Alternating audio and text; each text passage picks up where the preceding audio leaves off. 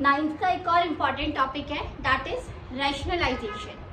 Rationalisation क्या होता है? जब भी हमारा अपॉन में रूट होता है तो हमें इस रूट को हटाना होता है, हमें डिनोमिनेटर से हमेशा रूट को हटाना होता है।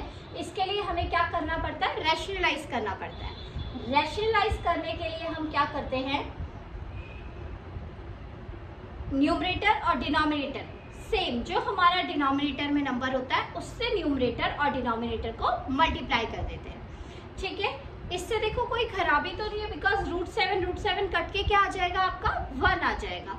तो अगर हम ऐसे देखें तो हम बेसिकली एक नंबर को 1 से मल्टीप्लाई कर रहे हैं, बट हमें यहाँ से रूट कट करना है, इसलिए हम क्या कर रहे हैं? इसे रूट 7 इंटू रूट 7 डिनोमिनेटर और न्यूमरेटर में मल्टीप्लाई कर रहे हैं। अब देखो क्या होगा? Root 7 into 1 is equals to root 7, root 7 into root 7 is 7। Okay, अगला नंबर ले लेते हैं जस्ट लाइक 1 अपॉन रूट 3।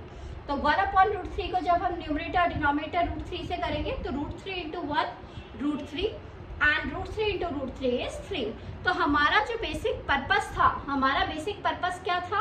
कि हमको ये रूट जो है वो डिनोमिनेटर से हटाना है, एंड वो पर्पस हमारा सॉल्व हो गया, and that is the answers. अब ये तो हो गई बहुत सिंपल सी चीज। अब इसमें थोड़ा सा क्या होता है, आगे कॉम्प्लिकेट करके क्वेश्चन आता है। थोड़ा सा नेक्स्ट स्टेप बढ़ते हैं, ये नोट डाउन कर लो, नेक्स्ट स्टेप बताती हूँ।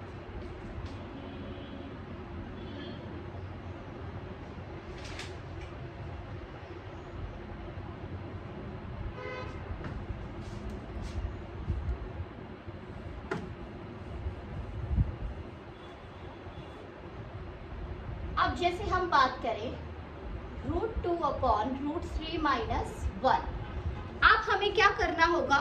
इस रूट को यहाँ से हटाना है। अब इसके लिए हम क्या करेंगे? इसे सेम नंबर से मल्टीप्लाई नहीं करेंगे, बल्कि इसके डिनोमिनेटर का साइन चेंज कर देंगे। इसको हम क्या कर देंगे? रूट 3 प्लस 1 न्यूमरेटर में और डिनोमिनेटर में भी रूट 3 प्लस 1। ओके, ऐसा हम क्यों करते हैं? इससे हमारी प्रॉब्लम कैसे सॉल्व होती है अभी हम देखेंगे जैसे जैसे क्वेश्चन आगे बढ़ता जाएगा।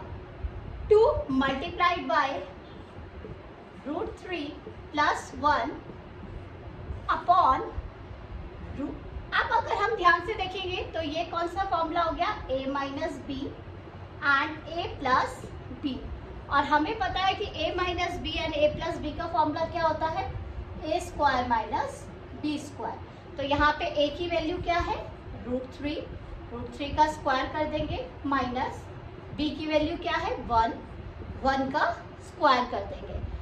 अब अगर हम यहाँ पे देखें तो इसे अभी हम ऐसे ही रखते हैं, क्योंकि क्या होता है कई बार डिनोमिनेटर से ये नंबर कट जाता है, तो मल्टीप्लाई करके हमें फिर बाहर निकालना पड़ता है और फिर इसे कट करना पड़ता है। तो हम अभी इसे मल्टीप्लाई नहीं करते, अभी हम डिनोमिनेटर देख लेते हैं, उसके बाद आके प्रोसेस करेंगे। रूट 3 का स्क्वायर 3, 1 का square 1। That means this is equals to 2 root 3 plus 1 upon 2। 2 से 2 कट हो गया, and our answer is root 3 plus 1। Right, I hope समझ में आया हो। इसी तरीके से एक और एग्जाम्पल लेते हैं, नोट कर लिया?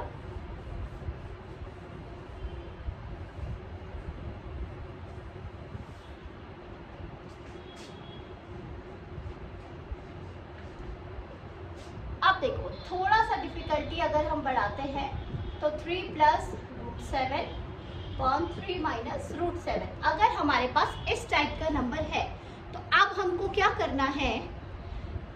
हमको वही करना है, डिनोमिनेटर का साइन देखना है और न्यूमरेटर में इसके अपोजिट साइन से मल्टीप्लाई करना है। अगेन डिनोमिनेटर में हमें इसके अपोजिट साइन से मल्टीप्लाई करना है। राइट, अब अगर हम देखें तो यहाँ पे भी 3 प्लस रूट 7 है और यहाँ पे भी 3 प्लस रूट 7 है।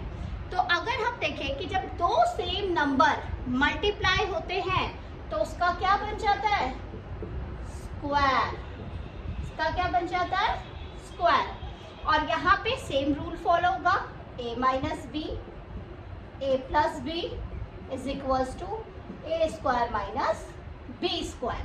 दैट मीन्स वही करेंगे, ए की जगह क्या है 3, 3 का स्क्वायर माइनस √7, बी की जगह क्या है √7 का स्क्वायर। अब देखो बेटा, ऊपर आपको 3 3 9 और 7 का √7 नहीं कर देना है। ये क्या है, हमें पता है कि 3 प्लस √7 आपस में ऑपरेट नहीं हो सकता, इसका कुछ नहीं हो सकता, ये ऐसे ही रहेगा। तो इस पे हमें होल स्क्वायर का फॉर्मूला लगाना है। कौन सा होल स्क्वायर का फॉर्मूला? a प्लस बी का whole square. a plus B का होल स्क्वायर हम सबको पता है a स्क्वायर। अब यहाँ पे a क्या है 3 का square plus b square, b क्या है √7 का स्क्वायर प्लस 2ab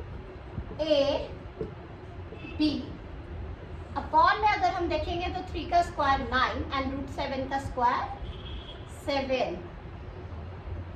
3 का स्क्वायर 9 प्लस √7 का square 7 minus 3 2 6 √7 upon 9 minus 7 is equals to 2।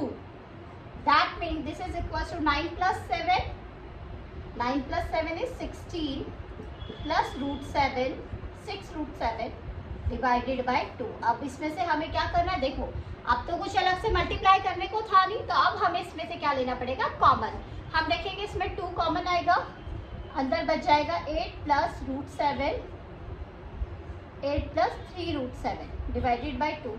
2 से 2 कट हो गया and our answer is 8 plus 3 √7।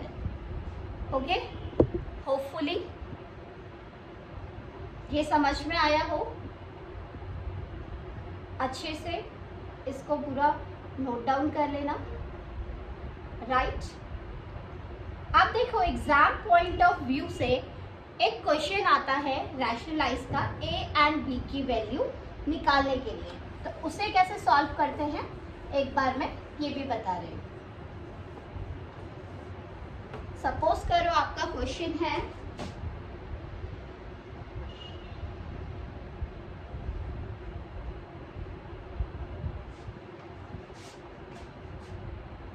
5 plus √3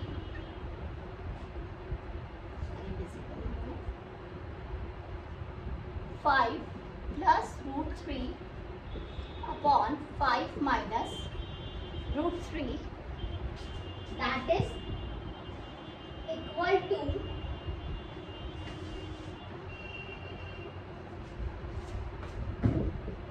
a plus b √15। और इसमें हमें क्या करना है, a एंड b की वैल्यू फाइंड आउट करनी है। तो अब हम देखो कैसे करेंगे। ये हमारा नंबर है, सेम रूल जो अभी हमने सीखा, रैशनलाइज लगा दे। ओके, रैशनलाइज करेंगे, डिनोमिनेटर में साइन माइनस का है तो यहाँ पे प्लस का,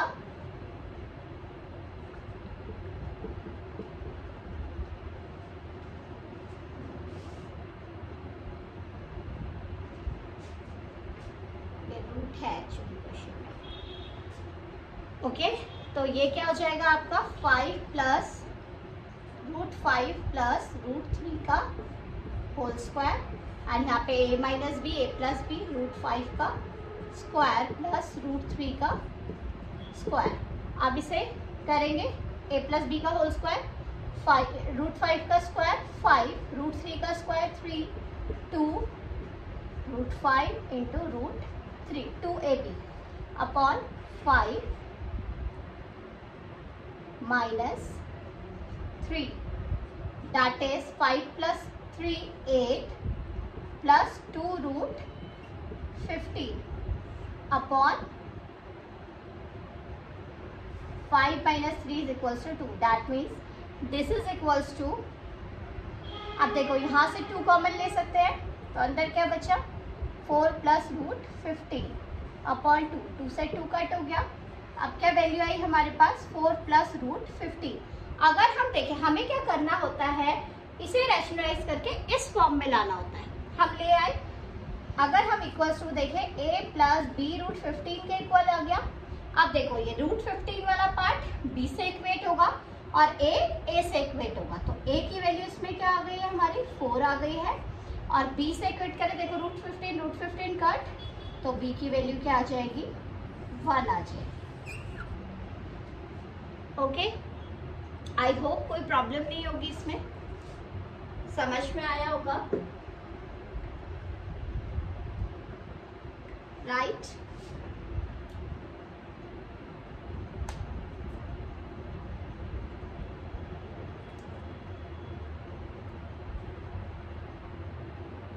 ओके